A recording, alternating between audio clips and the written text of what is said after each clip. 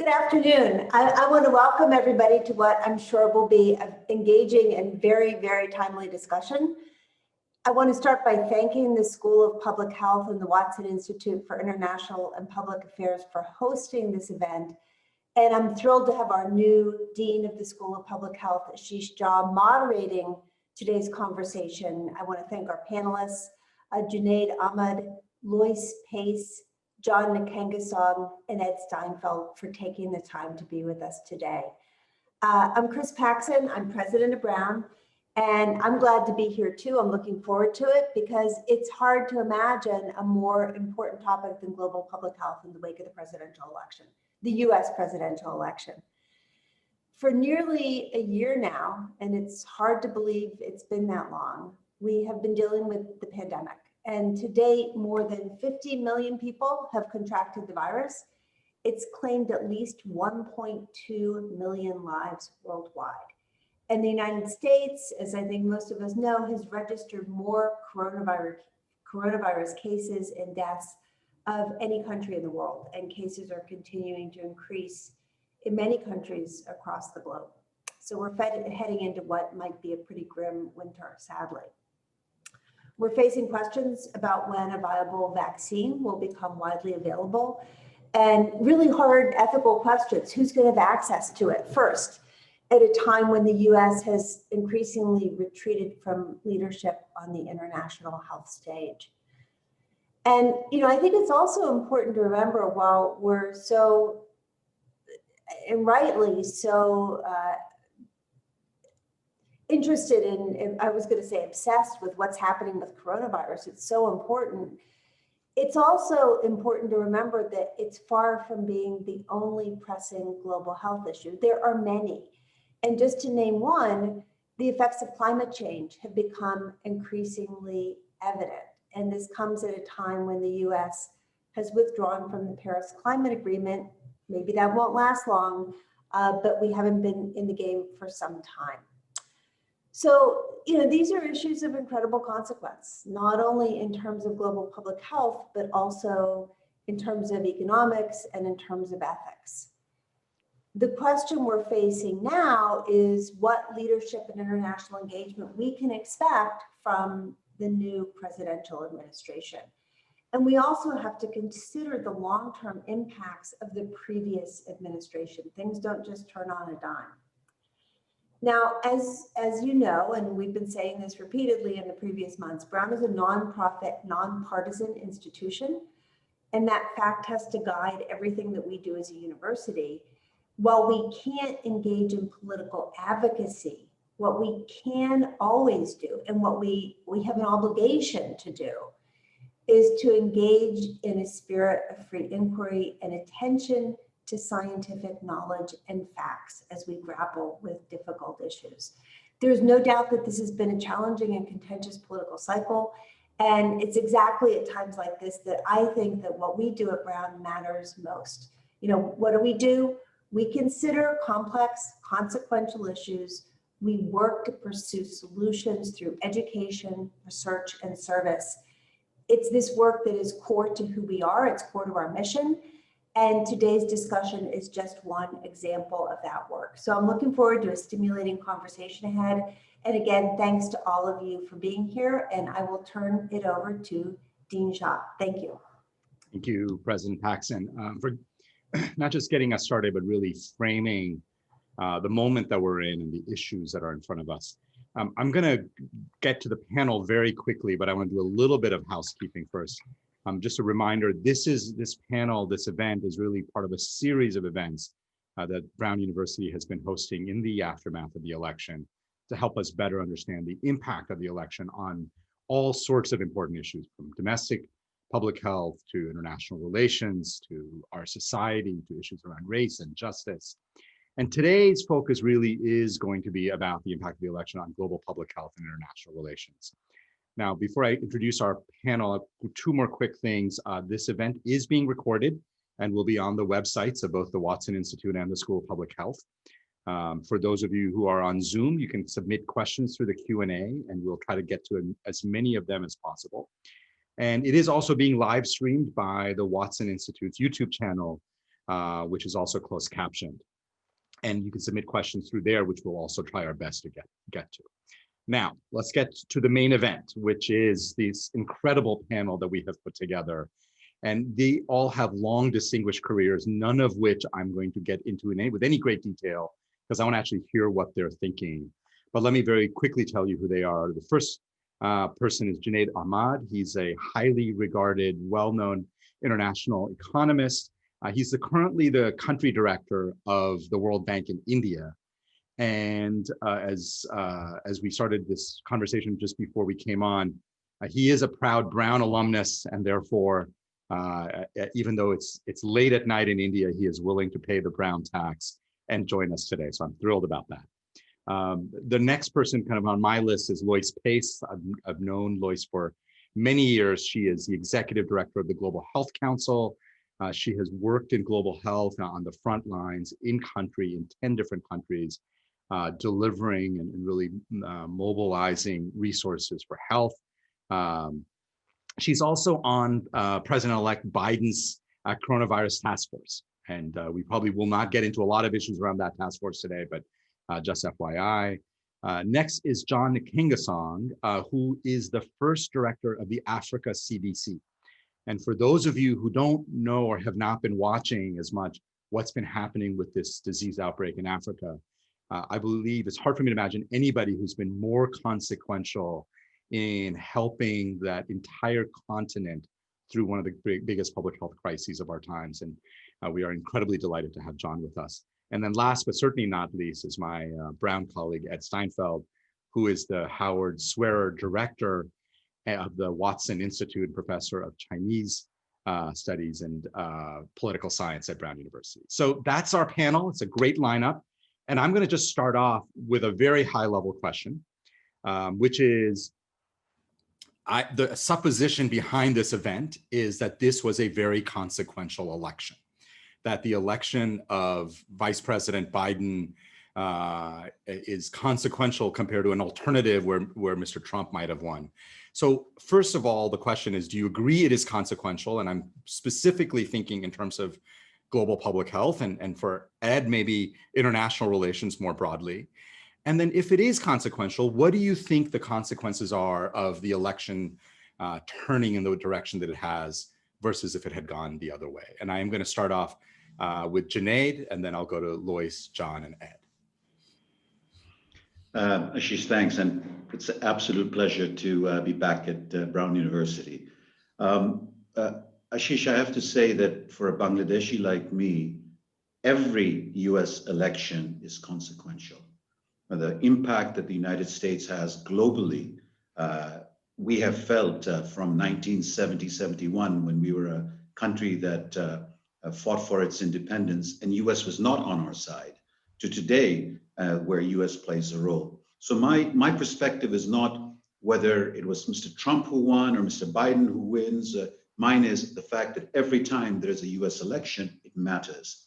And I think where it matters particularly now is what kind of a global system will emerge.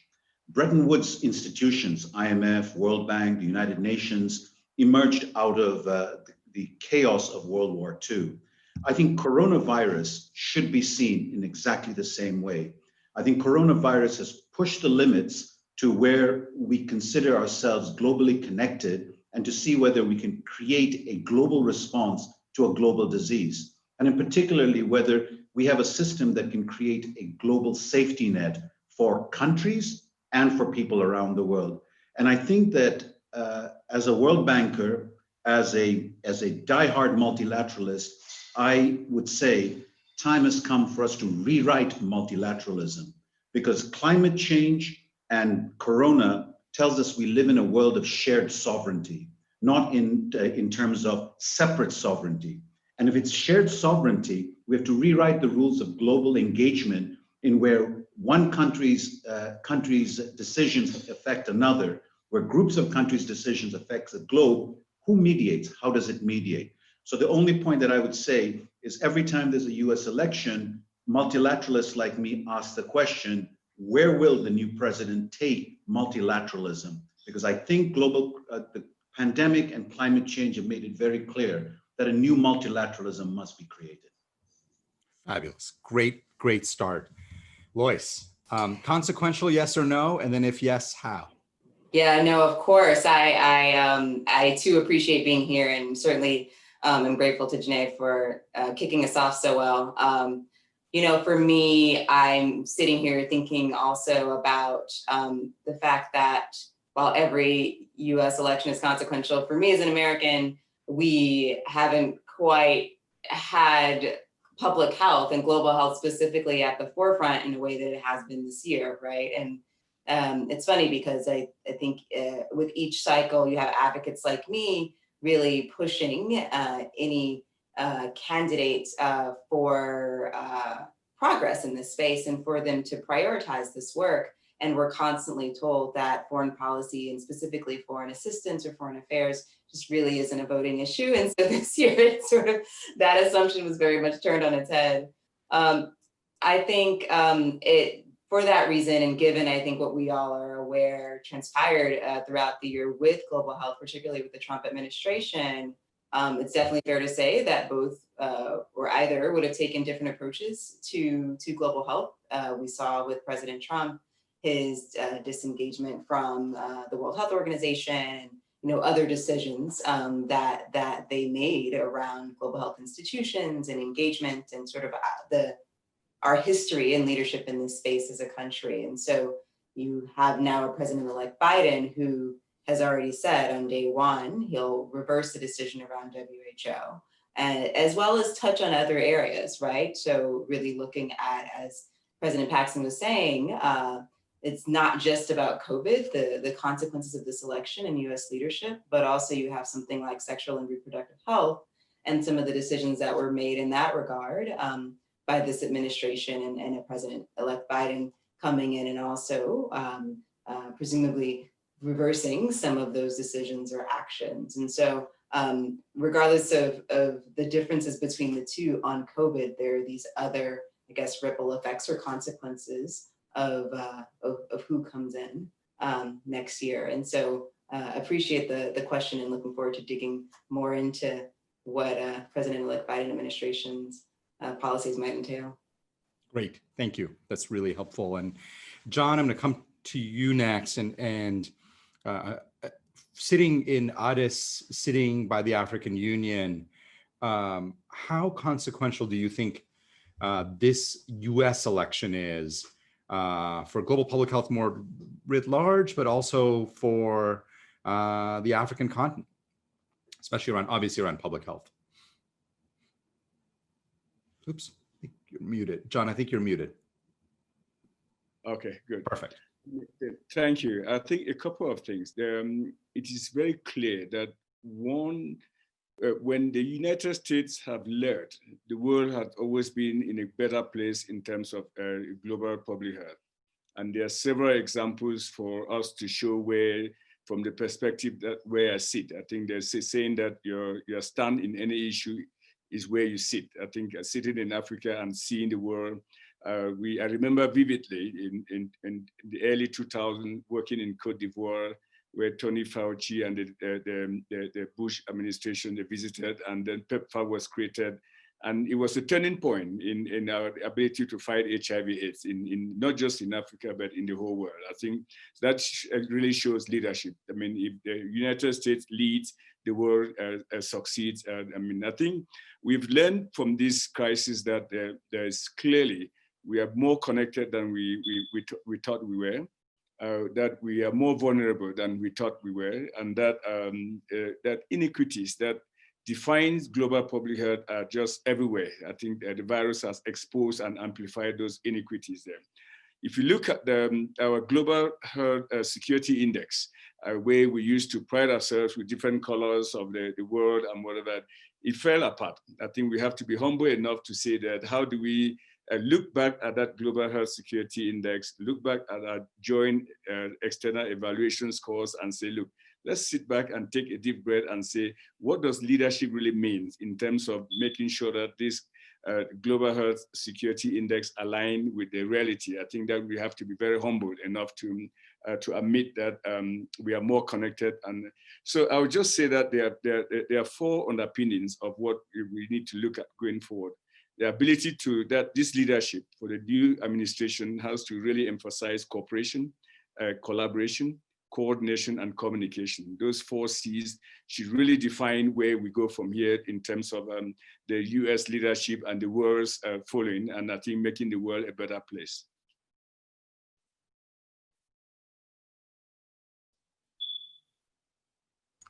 Sorry, now I was muted. Thank you, John. Yeah, All right, Ed. Again, thank you for co-sponsoring this with us and really being a great partner on this. Ed, as a keen observer, certainly of China, though your purview is much broader than that. I don't want you to look at like whether from a foreign policy point of view, obviously it's a consequential election. But one of the interesting things that I just wonder if I can set up a little bit is that this is a place where the global public health issues and our relationship with China ran head into each other and got very intermeshed. So sort of go wherever you want with the kind of question of how do you see the impact of this election on America's engagement in the world? But I'm particularly interested in your take on how you saw that play out, the public health and the China issues coming up the way they did. So please. Thank you so much, Ashish. It's so great to be here, and it's an honor to be here with all of you. The election is of course consequential. So my answer to your question is yes, but. And the but, I want to get back to how Junaid started us on the panel with his call, an appropriate one for a new kind of multilateralism and a rethinking of what the rules are globally. So we're in a tough situation with China and vice versa. In China, in recent years, there have been some challenging trends. There's a new kind of ethno-nationalism and a jingoism and various kinds of counterproductive efforts, whether with respect to Uyghurs in Xinjiang or Chinese citizens in Hong Kong. And that's, of course, raised alarms. And then on the US side, in ways that transcend this election or the current administration, there has been, to some extent, a demonization of China, a racialization of policy toward China. And frankly, something that goes back to the Obama administration, a framing of the discourse as if we Americans don't write the rules, then the Chinese will write the rules. And that kind of zero-sum framing is, I think, quite counterproductive. That's not a new kind of multilateralism. There's no political appetite, I think, in the US across the spectrum for a warm embrace of China. And maybe such an embrace isn't appropriate. But I will say that within China, in recent years and recent decades, really, we've seen a substantial ramping up of expertise, scientific expertise in organizations like the Chinese CDC and in the healthcare system.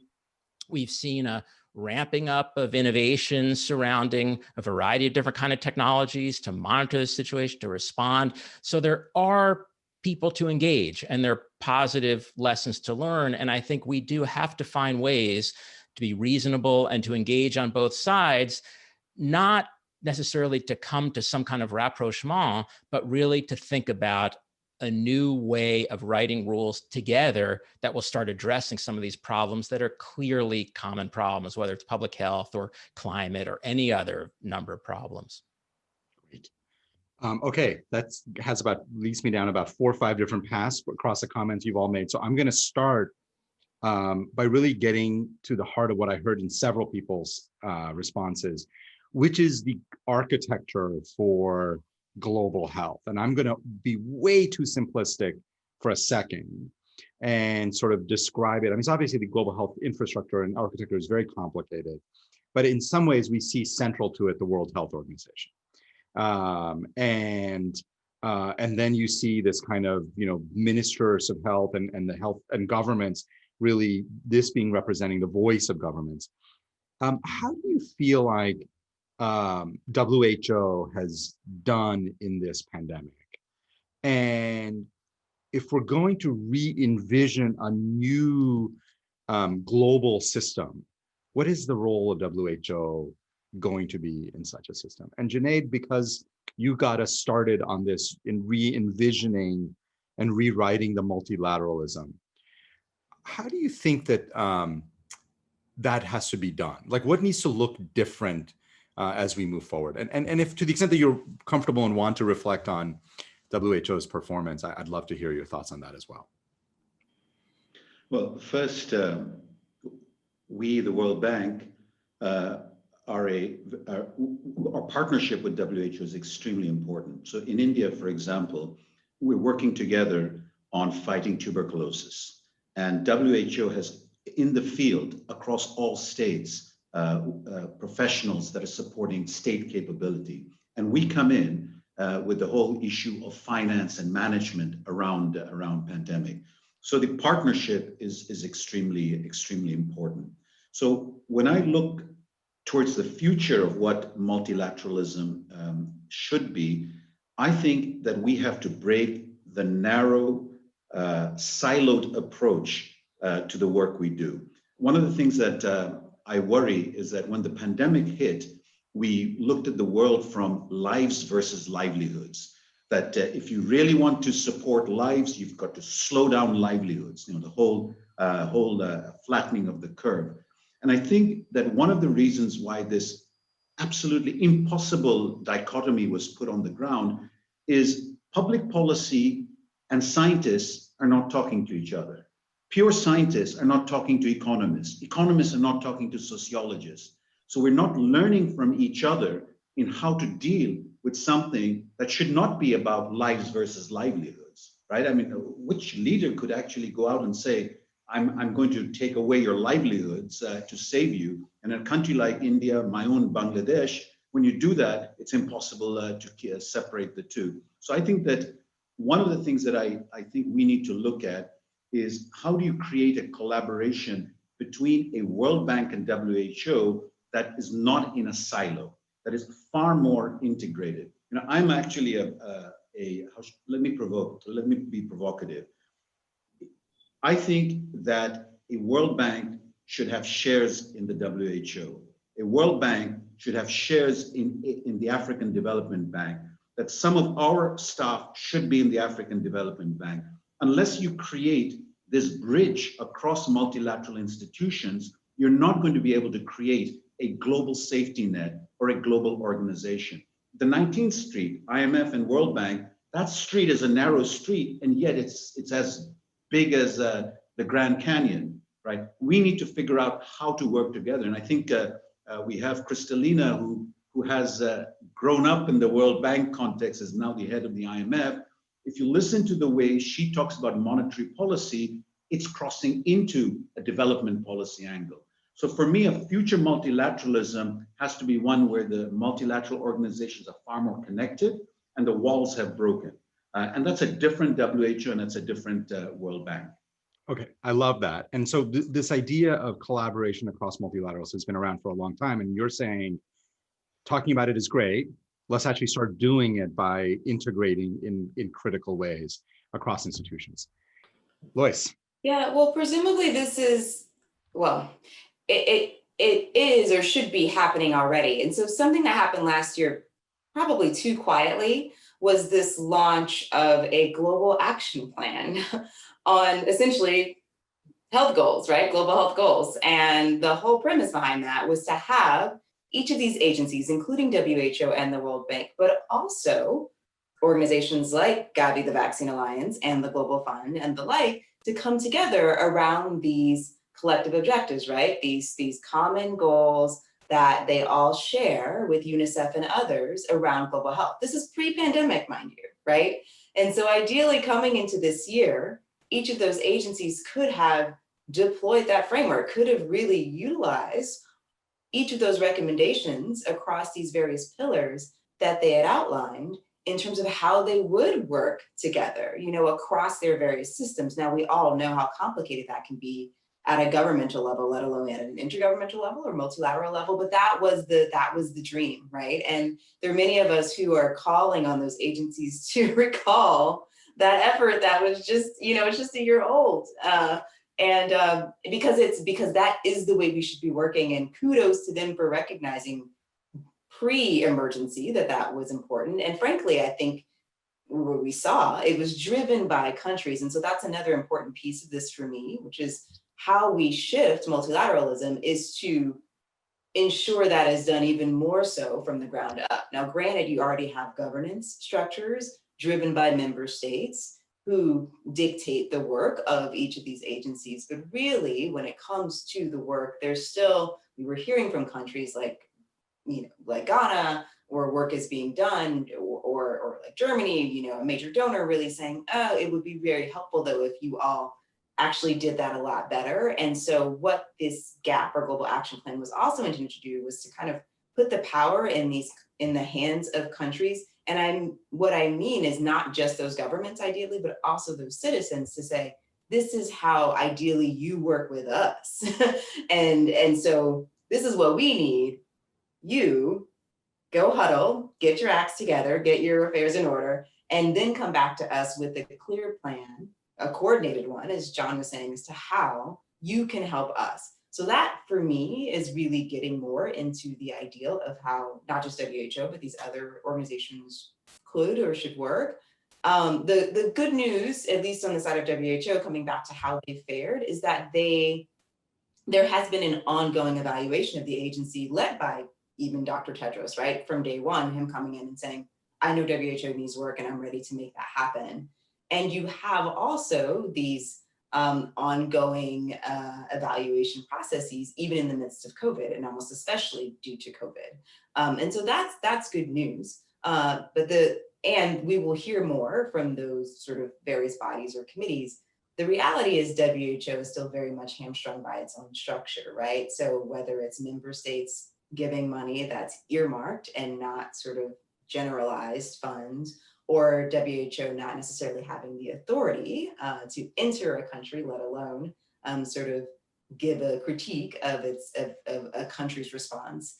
Those are real shortcomings that also member states, or countries and citizens have a responsibility to push for change on. So it's going to take all of us really showing up differently, but the bones are there, right? Like we have the tools we need to make change. It's really a matter of how we utilize those tools. Great. I love that sort of country-driven, ground-up ways of rethinking global governance.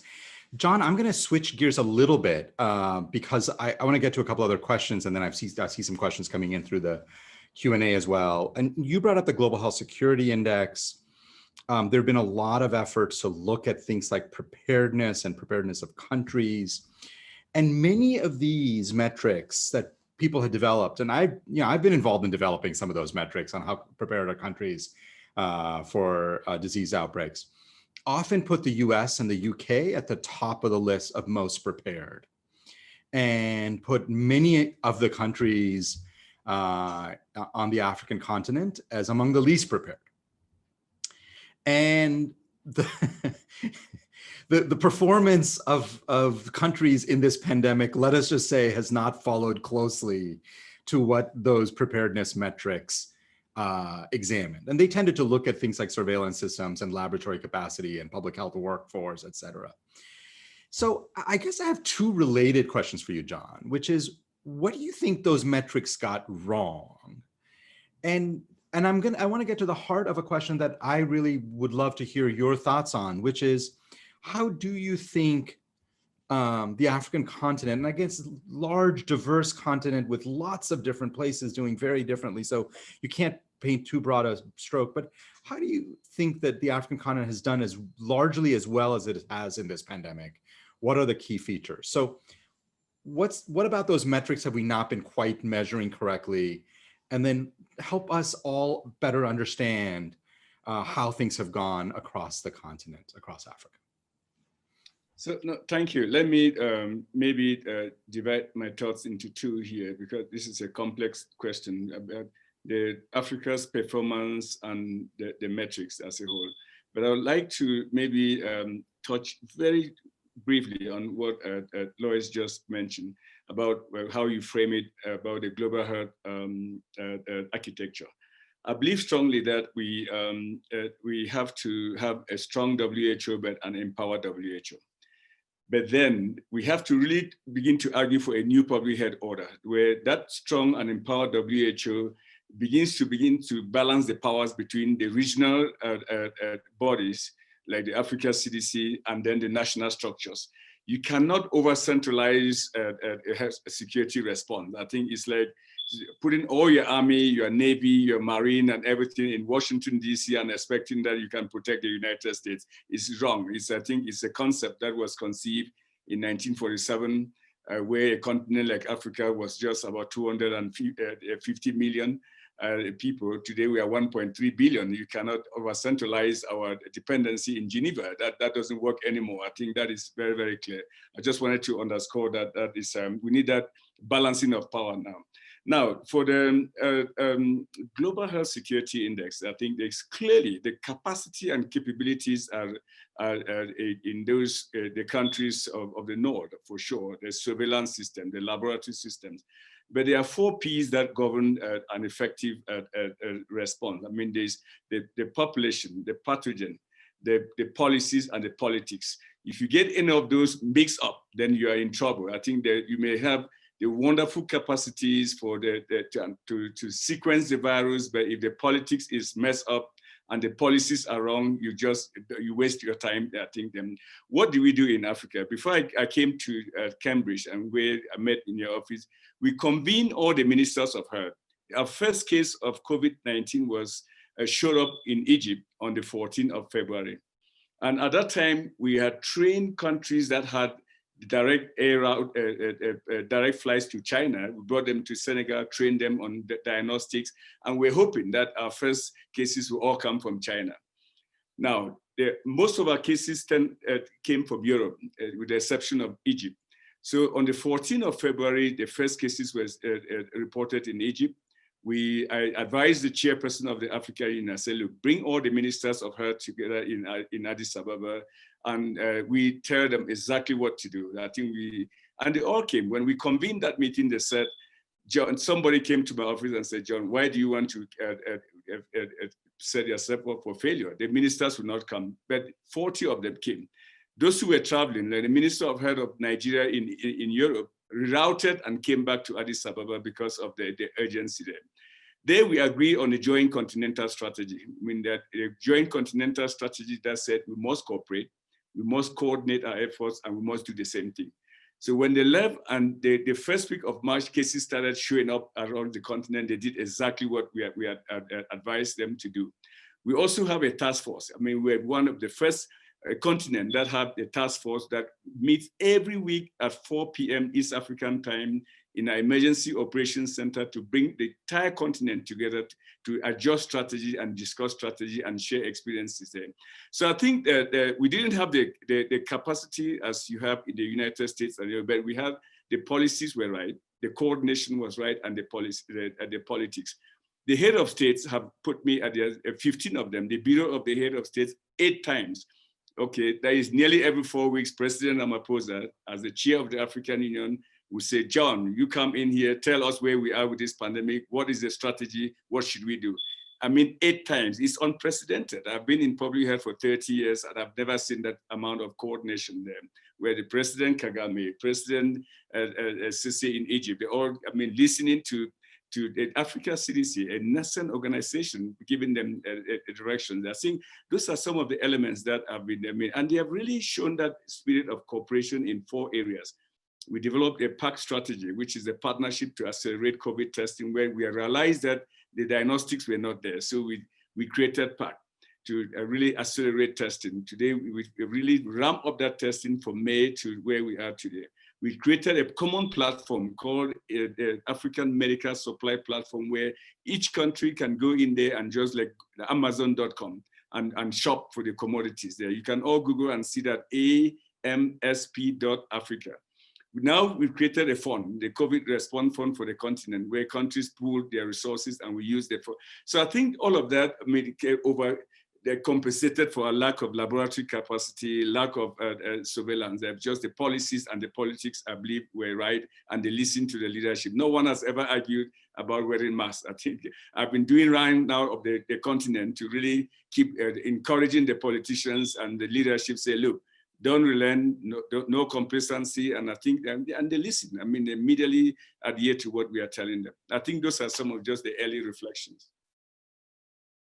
Wow. I mean, it's just such stark contrast to what we have seen in the United States, where we have no shortage of resources, but the complete lack of coordination, the complete lack of and the policies and the politics and how it has gotten involved has been really impressive. I think, again, I think there is a lot to be done to really understand how the continent has done what it has done. Ed, I want to come back to a point that you made. It is in the global architecture of, in the architecture around global health, but I think these are issues in broader international relations. We often now think of China as our quote unquote main competitor, and think, well, if we walk away, and I probably I'm guilty of doing this. When America walked away from WHO, I made the point, which now I feel a little chagrined. I probably should have asked you, but I wasn't at Brown yet. I made the point that the biggest beneficiary of this would be China. I don't even actually know that that's quite right. And let me just frame the question in this way, which is, it doesn't seem to me like China's engagement with these kind of global structures is the same kind of engagement that the United States has. In fact, it seems to have taken a very different approach to global engagement. So how do you see China's role in arenas like global public health, or sort of how does it engage in these multilateral institutions? And where do you see that going over the next 5-10 years as China, I think, becomes more and more emboldened as a global power that it is? Thanks, Ashish. Let me just say generally, and this to some extent comes back to a point that Lois had made earlier about citizens and what their expectations are. I think we should put aside the fantasy that member states and multilateral institutions don't try to exert their political will and political interest. They do it at various points. The United States has done it. China's done it. That's just reality. It's always been, and it will always continue to be. Also, let's put aside the reality that various member states don't, sometimes, whether because of sovereignty or political convenience, they hide or distort information. It's a widespread phenomenon. It's appropriate to call out China for doing that this time for a brief period of time. It's important to call China out for doing it in 2003 with SARS at a longer period of time. But alas, the United States has fallen into the game of politicizing information, vilifying scientists and empirical information. So unfortunately, we're all playing in that space, not all playing the same, but playing in that space. I think more directly with regard to your question, look, China's a complicated place like any other place, and it engages multilateral organizations for a variety of reasons. One, and these aren't all reconcilable. One, sure, they're power reasons. And China does want, or aspects of pieces of China do want to exert their will on these organizations, and probably do in some cases want to write rules in ways that will serve China's national interests. There's also, though, a big constituency in China and the Chinese government that recognizes that there are a bunch of common problems, pandemics, climate change, and realize that if they don't engage multilateral institutions, the problems aren't going to get resolved. And for sure, China's neighbors learned that lesson in 2003 with SARS, which led to greater information sharing and more reliance on expertise, and frankly, more trust among the publics and their governments because of the response in 2003. But I'll add a third thing that's a little different in China from in the US. I think because China is in kind of a self-described process of modernization and self-described process of still becoming. Engaging global organizations supports the identity in China of being modern, of being global. And that's not a negative thing. That's not necessarily a zero-sum thing. It's about a seat at the table, and that reinforcing an identity of having arrived. Whereas in the US, where that may have been true, now participating in those institutions seems to cut against many Americans' identity, and that's a problem. And I just conclude by saying, I hope that when we encounter the first of the phenomenon I mentioned, where China or any other country trying to exert its will we don't run away entirely from the enterprise of engaging in multilateral institutions, because there are constituencies to engage in China. There are interests to engage in China. And frankly, as again, China's neighbors learned in 2003, we have to engage, or else we will fall prey to things like pandemics, unfortunately, as we're experiencing now. And so much of the rest of the world, including places like China, are looking at Americans, and there may be a tiny amount of schadenfreude, but there's a lot more concern about how terribly we failed on the governance side and what that means for the world when the US fails in this fashion. And so let me just one quick follow up on this. So if you were advising the Biden administration, the stance on China in terms of its engagement in global public health, first of all, it sounds like you would encourage a lot more engagement, and you would encourage China to play a more active role in these global organizations, or how would you? What should the Biden administration be doing vis-a-vis China, really with the lens towards strengthening global public health? Look, I think we have to acknowledge and in fact encourage China to play a greater role by virtue of its size on many different dimensions. I think we have to move away from the framing of if we don't drive the rules, they drive the rules. That's just not very constructive. It's actually not constructive for trade. It's not constructive for labor regulation. It's not constructive for environmental, not because we Americans should somehow yield to China, but rather the old rules weren't working so well in many respects. Look at the political tensions in the US, and there are analogous political tensions in many other countries, including China. So the rules, getting back to Junaid's point, have to be rethought. And if we're not doing that collectively, those rules aren't really going to work. So the point is not that we're going to have our great kumbaya moment. We're not, frankly, but we have to have the discussion, and we have to engage, and we have to tone down all the hyperbolic rhetoric, which the political systems in many countries, including China and the United States, for different reasons, the political systems encourage the hyperbole, and we've got to tone it down. At the same time, on the United States side, on any side, we have to stand by our values and keep articulating those values when we or other countries engage in behavior that, frankly, is unacceptable. And I think there's just, before I go on to my kind of last question for the group, I want to say an important point that you raised, which strikes me as something that most Americans don't often think about, is we know America is not monolithic. We know that we as Americans don't have one set of views about global engagement, right? I mean, like historically different, in fact. Well, there's actually quite a bit of heterogeneity of views within China, within the Chinese leadership. In their governmental structure, it can sometimes look like it's very monolithic, but engaging has the opportunity to help bring up and fortify voices that we think can play a more constructive role. All right, there are a bunch of questions that are coming to me. So before I get to them, I'm gonna ask the one last question that I feel like I kind of have to in this. So here we are, we're 11 months into the pandemic. Things are gonna be bad for a little while, but we are starting to see the glimmers of what might be the light at the end of the tunnel. Progress on vaccines, there's COVAX. I'm hoping and assuming that America will play a more constructive role with COVAX in terms of really, being part of the global effort to get vaccines out. What are the key lessons we need to learn from this to prevent, to get us ready for the next pandemic? Because, for years, a bunch of us have been saying a pandemic is coming. Well, here's a pandemic. It doesn't mean the next pandemic is any less likely. Like there are literally people are like, well, we're done with this for 100 years. Like we're not. So what are the key lessons that you think we need to implement to help make sure that the world globally is a bit better prepared, strong, more effective in its response on the next one? And Junaid, I'll start with you. Ashish, if you permit me, there's something I just wanted to add. Please. Just taking off from what Lois and John said, I appreciate that when we talk about global and multilateralism, we talk about the big players, the US and China. But if you think for a second, if CDC Africa partners with ICMR India, the world will change. Yeah. That kind of partnership of the rising local organizations is a multilateralism that we need to focus and strengthen.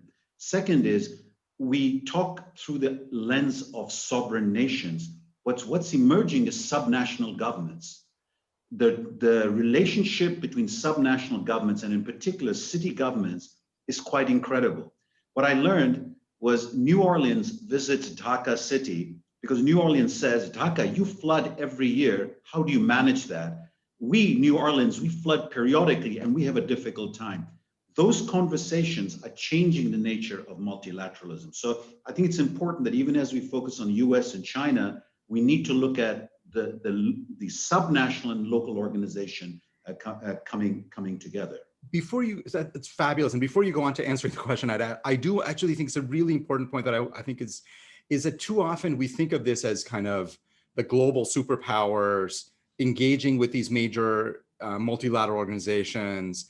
But it does seem to me, and this has been happening for a decade, but I think this pandemic has accelerated this, that what you are seeing is a rise of both kind of intellectual capacity, engagement, work that's coming from quote unquote untraditional places. Now, whether they're ever untraditional, we can talk about, but you're right, like the collaboration between an Africa CDC and ICMR, or what has happened in terms of incredible response in Southeast Asia. Vietnam has done an extraordinary job in this pandemic.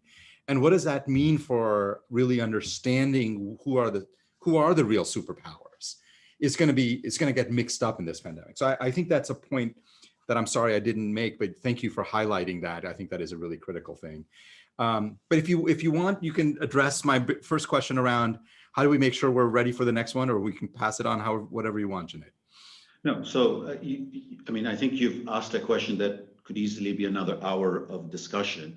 But from my perspective, since we all bring different biases to the table, from my perspective, what is very critical is the rethinking of the state. One of the things that we have discovered in this pandemic is how important the state is. It's not markets that are going to take us out of the pandemic. It won't be private sector that will take us out of pandemic. It'll be the state. So how we organize the state in the context of the world where shocks are coming more frequently, I think is a big question. I'm fascinated, for example, Singapore, the Prime Minister's office has an Office of the Futures. What they do in the Office of the Futures, which sits in the Prime Minister's office, is they do scenario planning of shocks going forward, because they know that we're in the world where fat tails are now beginning to dominate. If that's true, we have to relook at how the state must function. And in that, I look at Kerala, a localized state where the citizen and the state are next to each other is essential to deal with shocks, because you need the trust of citizens, and the state must be believed. And if the state is to be believed, it is a tier that's closest to the citizen that'll make the difference. So for me, focus on the nature of the state. Otherwise, dealing with zoonotic disease and everything is not going to be dealt with.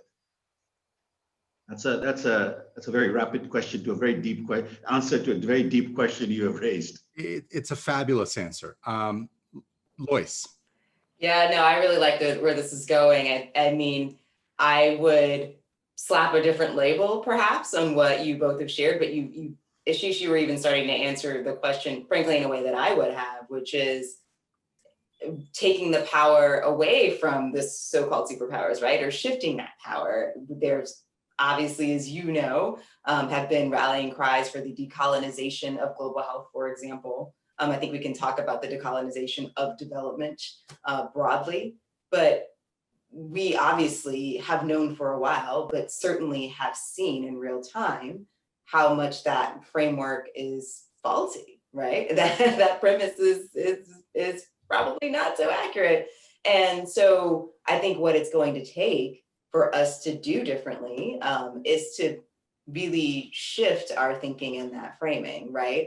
So that we can, and that's not just sort of tinkering with the partnerships or the programs, which is critical, and ensuring that we're sort of assigning or allocating resources differently. You know, we're granting people at a grassroots level, you know, different countries more decision-making power and the like. but it's also in word and the narrative. And I really want to come back to what was raised earlier in one of your questions, which is how we've talked about, how other countries would fare in the wake of an emergency and really what's happened. And so I would also hope that moving forward, we would have a very different narrative about what it is these, again, superpowers or major nations would do, and instead really have our messages reflect that the reality that there are actors, different actors who really have shown leadership. There are disparities within these countries that need to be addressed, such that we can't even say a response in one country has had sort of the same blanket positive effects amongst all of its citizens, and so on and so forth. So that's, for me, what we're focused on. It's advocates moving into next year, moving into sort of the world beyond the pandemic, is really saying, all right, well, if we're really gonna, say build back better, right? As Dr. Tedros and President Biden have said, how do we reimagine our approach to global health? We're not just building it back to where it was, but we truly are shifting, again, our thinking and our doing in the space. And I think that's exactly right. My sense has been that these changes began a while ago. Like when I, for instance, look at just where knowledge is produced, public health knowledge is produced, just like scientific papers. Whereas 20 years ago, it was pretty much UK and the eastern seaboard of the United States dominating. That is not the world we live in today. That's not where the scientific knowledge is being generated. So this has been a journey that began a long time ago, but my sense is the pandemic makes it stark and it accelerates it in a way that is no longer deniable. John, sitting where you're sitting, because as you said, where you stand depends a lot on where you sit. I know you're still in the thick of getting through this pandemic, and so I apologize for asking you to help us think about preventing the next one or responding more effectively to the next one. But what are the major lessons beyond? So you've laid out cooperation and coordination, the incredible role of leadership. What else would you like to see from a global investments, national investments? What else would you like to see as the kinds of things that we need to be thinking about as we make the world better prepared for the next pandemic? Well, thank you. I think there are two major things that I believe strongly that we truly need a new public health order, especially for countries in the South. First, that says that we tend to talk more about global health security than we actually do something with it.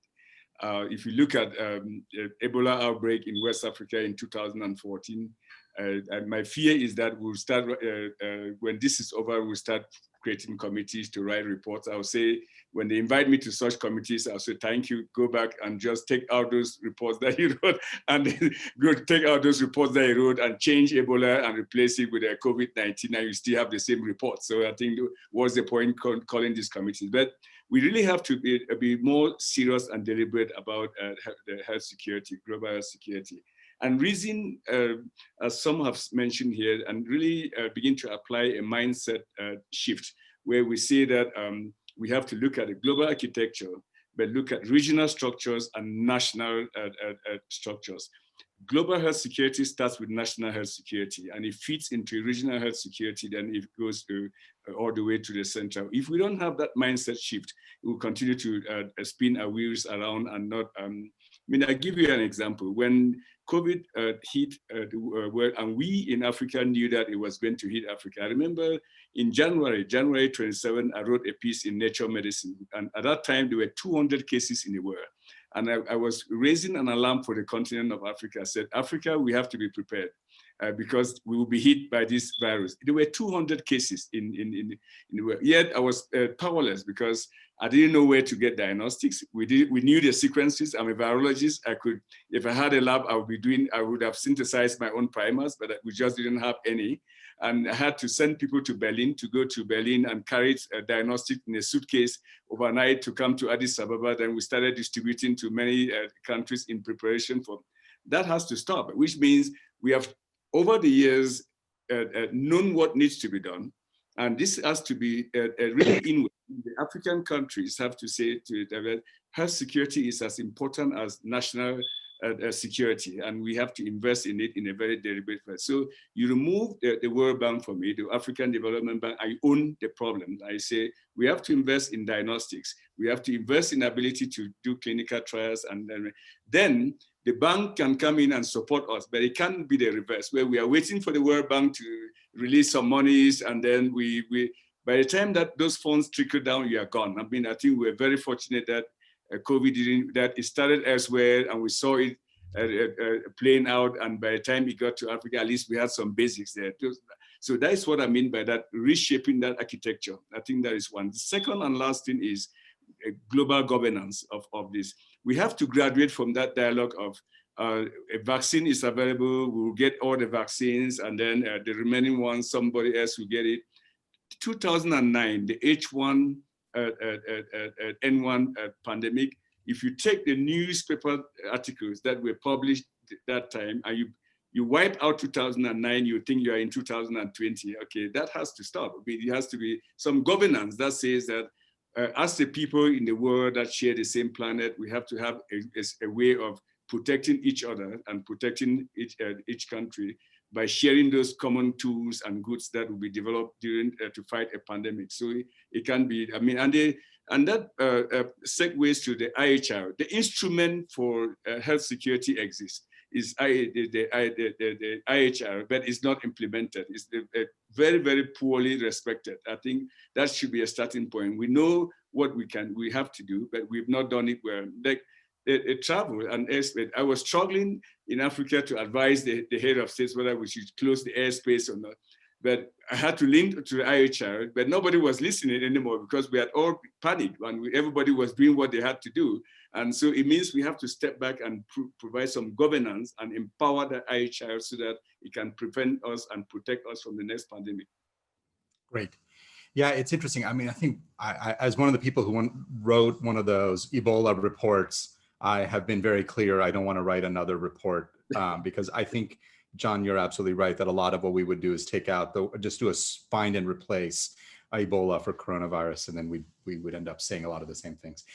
We're close on time, and so Ed, I'm going to ask you one last question, then I might do a quick speed round after.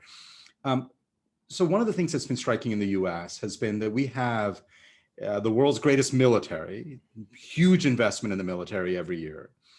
And the military has been sitting and watching this pandemic. They watched their commander-in-chief get infected and sick, and they have largely played no real role. And there has at least begun to be some conversations in the security world that they need to take a much, much bigger role in biosecurity, but really around pandemics and disease outbreaks. What do you think are the upsides and downsides? If I may ask you, it's a hard question, but you can do this, Ed.